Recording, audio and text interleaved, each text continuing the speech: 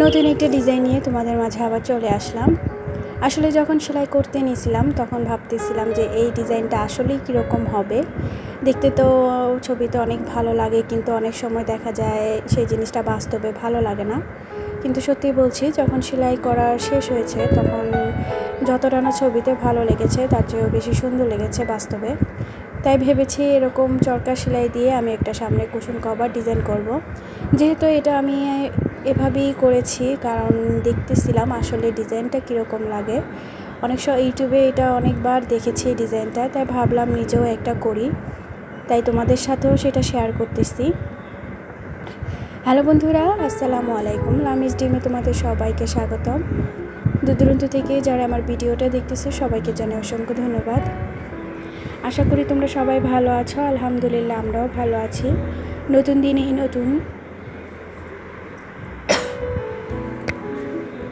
যারা আমার ভিডিওটা দেখা শুরু করেছো, প্লিজ ছোট্ট একটা লাইক দিয়ে দিও। তোমাদের ছোট্ট একটা লাইক আমার ভিডিওটা সবার কাছে পৌঁছে দিবে।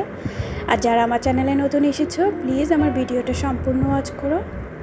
যদি ভিডিওটা কোনো অংশ ভালো লেগে যায় তাহলে অবশ্যই আমার চ্যানেলটা সাবস্ক্রাইব করে আমার পাশে থেকে যেতে পারো। অল অপশনটা ক্লিক করে রেখো, যাতে পরবর্তীতে ভিডিও আপলোড করলে তোমাদের কাছে নোটিফিকেশন চলে যায়। যতটা নয় সহজ ভেবেছি, কিন্তু সময় লেগেছে অনেক, কারণ যেহেতু এই জিনিসটা এভাবে ভরট করে যেতে আসলে অনেকটা সময় লাগে। ক্যামেরার মধ্যে তো হয়তো অল্প কয়েক মিনিটেই তোমাদের দেখিয়ে দিচ্ছি, কিছুটা কাট করে, কিছুটা টেনে বা কিছুটা অফ ক্যামেরায় করে এভাবেই তোমাদের কাজগুলো দেখানো হয়। কিন্তু আসলে বাস্তবে কিন্তু করতে গেলে বোঝা যায় কতটা সময় লাগে। তারপরেও বলবো অন্যান্য সেলাই তুলনায় এটা আসলে একটু খাটনি কম, যেহেতু এটার মধ্যে কোনো ঝামেলা নাই। জাস্ট বড়টা করার পর ডিজাইনটা ফুটিয়ে তোলা, এই আর কি। তাই সম্পূর্ণ ভিডিওটা জুড়ে তোমরা থাকো, দেখো ডিজাইনটা কীরকম হয়। আমি তো যখন সেলাই করতে নিয়েছিলাম তখন তো ভাবিনি এই ডিজাইনটা কীরকম হবে, কিন্তু সেলাই করার পর আসলে ভালো লেগেছে। যেহেতু ভয়েসটা আমি পরে দিচ্ছি তাই। আর এই দেখো, অর্ধেকটা আমার কিন্তু কমপ্লিট করা হয়ে গেছে। আর হ্যাঁ, এই যে গোল দাগটা দেখতেছো, একটু কীরকম মনে হচ্ছে, আসলে আমি যখন নাকি কাপড়টা একটু টান দিই তখন একদিকে বাঁকা হয়ে যায়, এরকম একটা ভাব। কিন্তু আসলেই কিন্তু গোলটা একবারে গোলই হয়েছিল, যেহেতু আমি চুড়ি দিয়ে গোলটা করেছি। কাপড়টা যখনই আমি টান দিয়ে আরেকদিকে চলে যায়, এরকম একটা অবস্থা, কি বলবো। এই ফ্রেমগুলো দিয়ে কাজ করাটা এত কষ্ট। তাই তোমরা যখনই এই প্লাস্টিকের ফ্রেম দিয়ে কাজ করবে অবশ্যই কাপড় পেঁচিয়ে নেবে। আমার সময়ের কারণে আমি ফ্রেমগুলোতে কাপড় পেঁচাতে পারতেছি না, তারপরও ভাবতেছি কাপড় পেঁচিয়ে নেব। আর এই যে দেখো, আমার কিন্তু কমপ্লিট করা হয়ে গেছে ভরতটা। আর এখন আমি একটা গাঢ় কালারের সুতা দিয়ে, তোমরা এখানে যে কোনো গাঢ় কালারের সুতা দিতে পারো, আমি একটা অরেঞ্জ কালারের সুতা দিয়েছি। এই সুতাটা দিয়ে জাস্ট আমি এভাবে ফুট দিয়ে যাচ্ছি, একটু মিলিয়ে মিলিয়ে, দেখতেই পাচ্ছ। এভাবেই এটার চরকি একটা ডিজাইন হবে, দেখতে বেশ ভালোই লাগে। যেহেতু আমি এটা এভাবেই সেলাই করতেছি তাই আমি অতটা মাপ ঝাপ কিছু নিইনি। যখন নাকি আমি কুশন কভারে সেলাই করব তখন অবশ্যই আমি এটার সুন্দরভাবেই ডিজাইন করে নিব, তোমরা তখন বুঝতে পারবে। এখানে আরেকটা দাগ দিয়ে নিলে তোমাদের রাউন্ড শেপটা কিন্তু এক তালের আসবে। যেহেতু আমি এভাবেই করেছি, করার পর বুঝতে পেরেছি, তাই তোমাদের ভয়েসে বলে দিলাম। যারা এই ডিজাইনটা করবে দুইটা রাউন্ড শেপ দিয়ে নিবে, মানে যতটা তুমি এরকম ফুট দিবে ঠিক ততটা রাউন্ড শেপ দিয়ে নিবে। আমি যেহেতু দুইটা ফুট দিব তাই আমি দুইটা দাগ দিয়ে নিলাম, আর ভালো হতো এটা সেলাই করার পর বুঝতে পেরেছি। যাই হোক, প্রথমবার করতেছি তাই হয়তো একটু এরকমই লাগবে।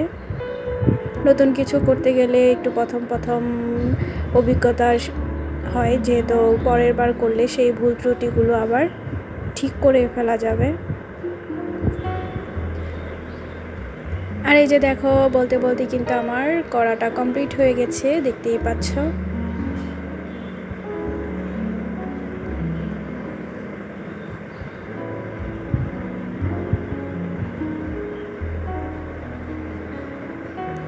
এখানে আর দুইটা দিলেই কমপ্লিট হয়ে যাবে।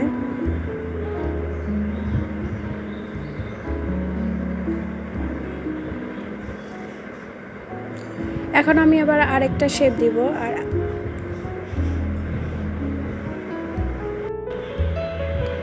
আর এভাবে আবার ভিতর থেকে উঠিয়ে যেই শেপটা দিয়েছি এটার মাঝ বরাবর আবার আরেকটা করে শেপ দিয়ে যাব।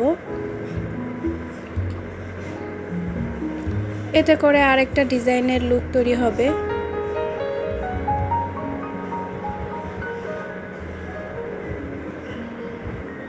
একটু ফাঁকা ফাঁকা করে দিবে, তাহলে কি ডিজাইনটা আরেকটু ফুটে উঠবে।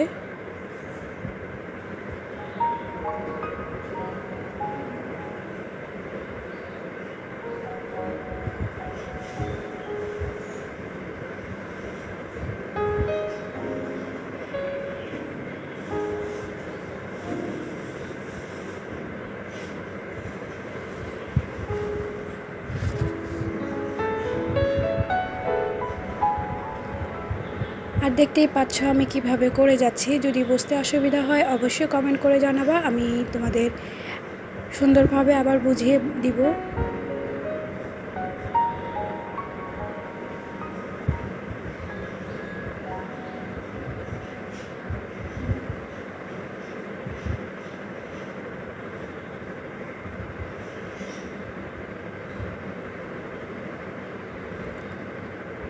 এটা কি সেলাইয়ের নাম দিব জানি না, কিন্তু আমার কাছে একটা চরকা সেলাইয়ের মতো লাগতেছে, মানে চাকা স্টাইলের যেটা, সেই জন্য আমি এটাকে চরকা ডিজাইনই দিয়েছি। আর এই যে দেখো জিনিসটা কমপ্লিট। তোমরা চাইলে এটার আরও বড় করে আরও রাউন্ড দিতে পারো, আমি এতটুকু রাউন্ডই রেখেছি, এভাবেই থাকবে। এখন আমি মাঝখানের ভিতর মধ্যে জাস্ট ফ্রান্স নট সেলাই দিয়ে এটা সম্পূর্ণটা বরট করে দিয়ে যাব।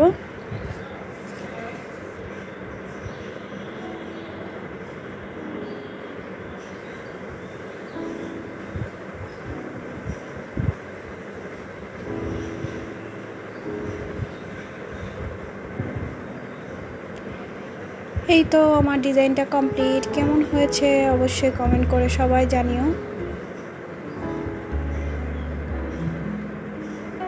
নট ব্যাড, আমার কাছে তো ভালোই লেগেছে। তোমাদের কাছে কেমন লেগেছে অবশ্যই কমেন্ট করো। একটু কাছ থেকে সুন্দর করে দেখিয়ে দিলাম। আজকে এ পর্যন্তই। সবাই ভালো থেকো, সুস্থ থেকো। দেখা হবে নেক্সট কোনো ভিডিওতে। টাটা, আল্লাহ হাফেজ।